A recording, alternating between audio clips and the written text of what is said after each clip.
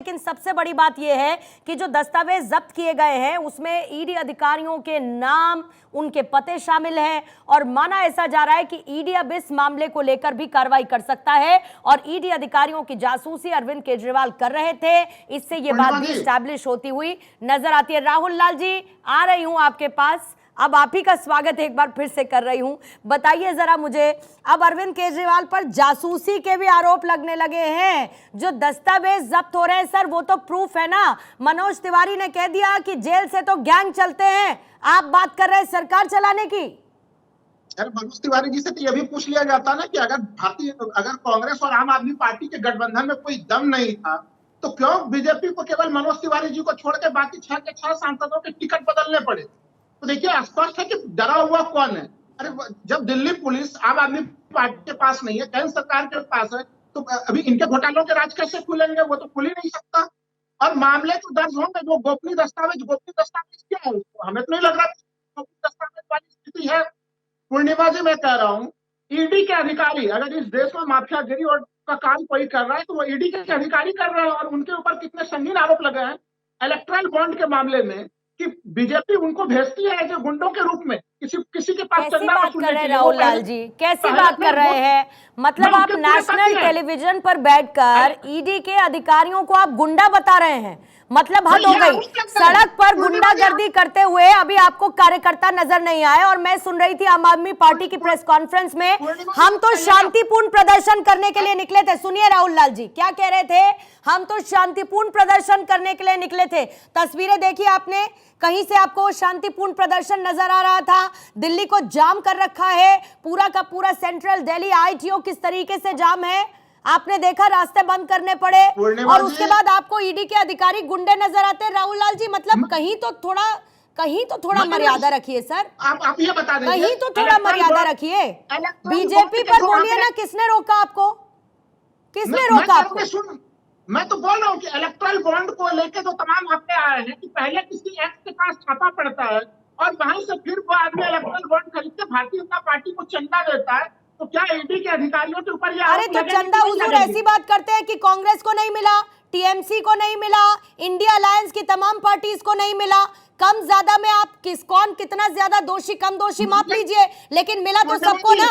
Electoral bond में मिला तो सबको। अब सुनिए मेरी बात सर, आज तो डिटेल्स भी सामने आ गई, किस किस कंपनी ने, सुनिए सर, किस किस कंपनी ने दिया चंदा, अब तो ये भी डिटेल्स आ गई ना।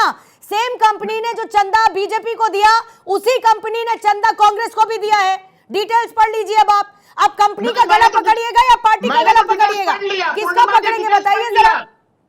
मैं तो कह रहा हूं कि स्टेट बैंक जिन आंकड़ों के मिला, अरे अरविंद केजरीवाल के ऊपर घोटालों का आरोप राहुल लाल जी लग रहा है। रमेश वत्स जी ऐसी कौन सी आंखों पे काली पट्टी बांधकर बैठे हैं ये सब? आप मनीष सिसोदिया देख लीजिए, संजय सिंह देख लीजिए, आम आदमी पार्टी के बाकी नेता एक के बाद एक तार जुड़ते हुए नजर आ रहे हैं। के कविता आप देख लीजिए, 100 करोड़ का जिक्र उन डॉक्यूमेंट्स में है जो जब्त किए गए, सामने दिख रहा है सर। उसके बावजूद आंखें बंद करके नहीं जी, अरविंद केजरीवाल तो पाक साफ है। आरोपी कौन है? बीजेपी है। राहुल जी, प्रत्यक्षम किम प्रमाणम, प्रत्यक्ष को प्रमाण की कहाँ आवश्यकता है? बार बार प्रत्यक्ष सबूत प्रमाण के रूप में प्रत्यक्ष आ रहा है सामने। उसके बाद देखिए इस तरह का आलम, इतना हताशा, इतना निराशा कि कांग्रेस के समर्थन में, आप अरविंद केजरीवाल जी के समर्थन में, आम आदमी पार्टी के समर्थन में यदि ईडी अधिकारियों को यदि आप गुंडा बताते हैं, जैसे कि सेनाध्यक्ष को पहले सड़क छाप गुंडा कहा जाता था, किसी को भी आप संविधान, मुझे लगता है संविधान की बात करने वाले संवैधानिक ये प्रवृत्ति का ये मुझे लगता है ये सबसे बड़ा हनन है। क्योंकि ईडी अधिकारी है, देखिए ईडी की बात करें, चाहे सीबीआई की बात करें, चाहे आईटी की बात करें, ये अपना काम कर रहे हैं और साक्ष्य के आधार पर ये काम कर रहे हैं। इसमें कहीं से भी के कविता से लेते हुए 100 करोड़ रिश्वत ली तो अरविंद केजरीवाल जी को, और आज ये देखिए चार्जशीट पहले तैयार होता है, उसके बाद सम्मन, सबसे पहले सम्मन जाता है, चार्जशीट फिर तैयार होता है, तब जाकर के रिमांड पे कोई भी जो है एजेंसी लेती है।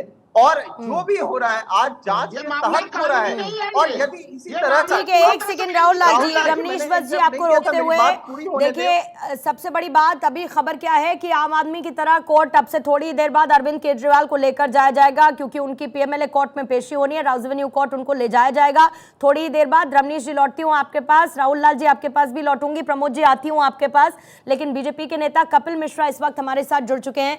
कपिल मिश्रा, सबसे बड़ी बात यह है कि लगातार हमला किस पर बोला जा रहा है? बीजेपी पर। जो दस्तावेज मिले हैं 150 पन्नों का, वो दस्तावेज जिसमें के कविता से लेके 100 करोड़ और रकम, क्या प्रॉफिट मार्जिन होगा, इन तमाम चीजों का जिक्र है, उन बयानों का जिक्र है जिसमें घिरते हुए आम आदमी पार्टी के नेता नजर आ रहे हैं। लेकिन उसके बावजूद ये पाक साफ है, ईडी अधिकारियों का नाम, उनका पता रखते हैं, लेकिन कोई ये ना कहे कि वो जासूसी कर रहे थे उनकी। देखिए, आम आदमी पार्टी की जो राजनीति थी और खासतौर पर केजरीवाल की, उसका आखिरी अध्याय लिखा जा रहा है। उनके राजनीतिक जीवन का आखिरी अध्याय लिखा जा रहा है और इसके बाद जो उनका जीवन होगा वो उनका आपराधिक जीवन का अध्याय लिखा जाएगा, जो तिहाड़ जेल में बीतेगा। जो भी उन्होंने किया वो सारी दिल्ली ने भी देखा और देश ने भी देखा है। और मुझे ये लगता है कि वो आज इसमें कितनी भी राजनीति कर लें, चोर मचाए शोर कर लें, लेकिन कानून के शिकंजे से सिसोदिया निकल पाए, ना सत्येंद्र जैन निकल पाए, ना संजय सिंह निकल पाए और ना अरविंद केजरीवाल निकल पाएंगे। नहीं, निकल तो नहीं पाएंगे, लेकिन सबसे बड़ी बात यह है ना सर कि इस मामले में जितने भी आम आदमी पार्टी के नेता प्रेस कॉन्फ्रेंस कर रहे हैं, आपके साथी मनोज तिवारी जी ने जरूर कह दिया कि भाई जेल से गैंग चलता है, जेल से सरकार नहीं चलती। लेकिन उसके बावजूद एक तरीके से क्रांतिकारी नेता के तौर पर तो आम आदमी पार्टी अरविंद केजरीवाल को इस्टेब्लिश कर रही है ना कि उसको फंसाने वाला लोकसभा चुनावों से पहले कोई और नहीं बल्कि बीजेपी का गैंग है। नहीं, आम आदमी पार्टी यही कोशिश करेगी और यही उनकी स्वाभाविक कोशिश भी होनी चाहिए राजनीति में। लेकिन जनता सब कुछ देख रही है। जनता ये देख रही है कि लोकसभा चुनाव तक ये मामला क्यों आया, क्योंकि अरविंद केजरीवाल ईडी के पहले सम्मन नहीं गए, दूसरे सम्मन पे नहीं गए, तीसरे सम्मन पे नहीं गए। पहला सम्मन तो लोकसभा चुनाव के समय इश्यू नहीं किया गया था, 9 सम्मन पे नहीं। हाई कोर्ट कौन गया? कल ईडी तो हाई कोर्ट नहीं गई, अरविंद केजरीवाल स्वयं हाई कोर्ट गए और हाई कोर्ट ने ईडी से सबूत दिखाने को कहा।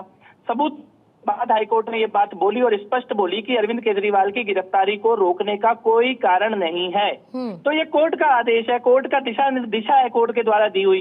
सुप्रीम कोर्ट ने मनीष सिसोदिया की जमानत रद्द की, संजय सिंह की जमानत सुप्रीम कोर्ट से नहीं मिल पाई जब वो गए। तो ये सारी जो देश की अदालतें हैं, जो न्यायाधीश हैं, वो देख रहे हैं कि ये एक गंभीर मामला है। इसीलिए मुझे लगता है कि राजनीतिक कोशिश करने से, राजनीतिक कोई बयानबाजी करने से अपराधी नहीं बचा करते हैं। और ये अपराधी हैं, अपराधियों के साथ जहां सारे चोर गए हैं वहीं चोरों का सरदार भी जाएगा। लेकिन अब तो ममता बनर्जी ये कह रही है ना कि हम चुनाव आयोग जाएंगे, क्योंकि आचार संहिता लागू हो रखी है, लोकसभा चुनावों की तारीखों का ऐलान हो चुका है और सिटिंग सीएम को अरेस्ट कर लिया। इसको लेकर पूरा इंडिया अलायंस एकजुट है और जाएंगे हम चुनाव आयोग। यही एग्जैक्टली यही आर्गुमेंट लेके अरविंद केजरीवाल कल हाईकोर्ट गए थे कि चुनाव के बाद कार्रवाई होनी चाहिए। लेकिन आप कल्पना कीजिए कि इस देश में ऐसा कोई कानून तो है ही नहीं कि आप चोरी करोगे और चुनाव तक आपको गिरफ्तार नहीं किया जाएगा। आप भ्रष्टाचार करोगे और चुनाव, ये कोई राजनीतिक मामले में जेल नहीं गए हैं, ये चोरी के मामले में जेल गए हैं, ये क्रिमिनल केस में जेल जा रहे हैं। तो क्रिमिनल केसेस को राजनीति का हवाला देके छोड़ दिया जाए, ऐसा इस देश के संविधान में या कानून में कोई ऐसा स्कोप नहीं है। अरविंद केजरीवाल एक आपराधिक मामले में गिरफ्तार किए गए हैं और एक अपराधी की तरह उनके साथ व्यवहार किया जाएगा। उनको कोई विशेष प्रिविलेज दी जाए क्योंकि वो मुख्यमंत्री थे तो उनके अपराधों को इग्नोर किया जाए, यह असंभव है ऐसा होना। बहुत बहुत शुक्रिया कपिल मिश्रा, बीजेपी के नेता हमारे साथ जुड़े हुए थे। और इसी बीच में आपको अपडेट ये दे दूं मैं कि एक तरफ जहां पर एनफोर्समेंट डायरेक्टोरेट यानी कि ईडी की टीम लेकर जाएगी अरविंद केजरीवाल को, आम आदमी की तरह लेकर जाएगी। हालांकि उस दौरान जो कोर्ट परिसर है उसकी सुरक्षा व्यवस्था और ज्यादा पुख्ता कर दी जाएगी। अब से थोड़ी देर बाद पेशी का समय है, 1:20 हो चुके हैं। अगर सुरेश जुड़ेंगे मेरे साथ तो बताइएगा, क्योंकि वो ईडी दफ्तर के बाहर ही मौजूद है और वहीं से मूवमेंट होगा। अरविंद केजरीवाल को लेकर ईडी की टीम जाएगी राउज एवेन्यू कोर्ट की तरफ, लेकिन आम आदमी की तरह इनको लेकर जाया जाएगा। प्रमोद जी आपके पास आते हुए, क्योंकि राहुल लाल जी अभी एक दलील दे रहे थे और कितना पाक साफ वो बता रहे हैं आम आदमी पार्टी को, अरविंद केजरीवाल को, तमाम नेताओं को, एक कहते हुए कि बीजेपी का पॉलिटिकल वेंडेटा है ये। मुझे ये बताइए कि अगर आम आदमी पार्टी को भी ये साफ साफ नहीं दिख रहा होता कि किसी तरीके की राहत उनको मिल सकती है, तो दायर की हुई अर्जी सुप्रीम कोर्ट से वापस क्यों ले लेते अभिषेक मनु सिंह भी? कह देते कि हम निचली अदालत जाएंगे। क्यों किया उन्होंने? उनको भी ये पता है ना कि कोर्ट का रुख किस तरीके का है पीएमएलए के इस मामले में और गंभीर आरोपों के बीच। बात है कि आप राहुल लाल जी को मैं समझदार समझता था, ज्ञानी समझता था, लेकिन अब ये ईडी को एक क्रिमिनल मान रहे हैं और दूसरे टाइमिंग को कर रहे हैं। टाइमिंग क्या ये कह रहे हैं उच्च न्यायालय को या सर्वोच्च न्यायालय को कहना चाह रहे हैं कि सर्वोच्च न्यायालय ने इनको कर दिया। जब कल मैटर इनका लगा हुआ था उच्च न्यायालय में, तो इनको काफी डिटेल में जो अभिषेक मनु सिंघवी है उन्होंने आर्गू किए। आर्गू करने के दौरान उन्होंने ये देखा, उन्होंने पूछा कि आप बताइए डायरेक्ट कि ये केजरीवाल के अगेंस्ट में क्या आरोप है।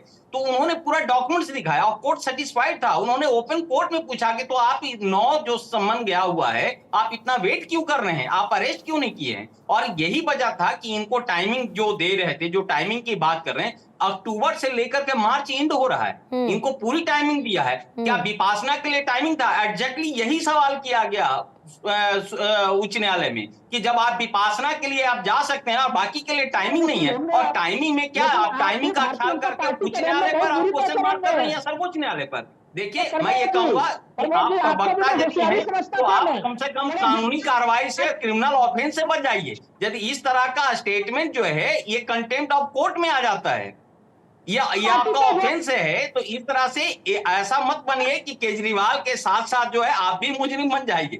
मेरा एक सलाह है राहुल लाल जी, क्योंकि आप बड़े अच्छे वक्ता हैं, आप इस तरह की जो है ओछापन वाली बातें टाइमिंग पर जो है क्वेश्चन बीजेपी पे आते आते कानून पे मत आ जाइए, कोर्ट पे मत आ जाइए। आप सर्वोच्च न्यायालय और उच्च न्यायालय पर जो है प्रश्नवाचक चिन्ह मत लगाइए। दूसरी बात, आप जो है कह रहे हैं कि ईडी क्रिमिनल है। अब बताइए, इस तरह की बातें हैं कि ईडी जैसे इंस्टीट्यूशन है, वो हिंदुस्तान का सबसे बड़ी एजेंसी है, इस पे नहीं, आजकल सबसे बड़ी बात ये है ना प्रमोद जी कि जिसको देखो वो ईडी, सीबीआई, आईटी, इनके अधिकारियों पर, ऑफिसर्स पर इस तरीके से लांछन लगाता है कि ये बहुत ही नॉर्मल हो चुका है। मतलब इसको नॉर्मलसी की तरह ट्रीट किया जाने लगा है। बीजेपी का पपेट इनको बताया जाता है, उनके इशारों पर नाचने वाले अधिकारी बताया जाता है। ये भूल जाते हैं कि ऐसी एजेंसीज हैं जो देश में मनी लॉन्ड्रिंग, भ्रष्टाचार, इनकम टैक्स में हेरफेर, इन तमाम मामलों पर नजर रखते हुए कार्रवाई करती